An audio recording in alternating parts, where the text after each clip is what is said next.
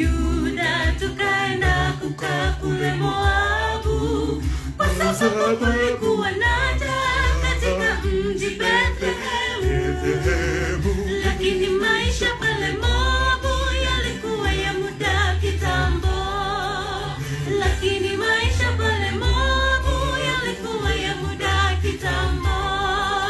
Tuliondoka Bethlehemu Yuda tukaenda kukaa kule Moabu, kwa sababu kulikuwa na njaa katika mji Bethlehemu.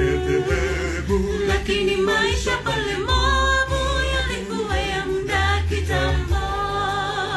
Lakini maisha pale Moabu yalikuwa ya muda kitambo. Nimeamua kurudi nyumbani kwangu hapa Kalikitunda. Hakuna mazuri tupatayo ugenini, heri kuvumilia yale ya nyumbani. Nimeamua kurudi nyumbani kwangu hapa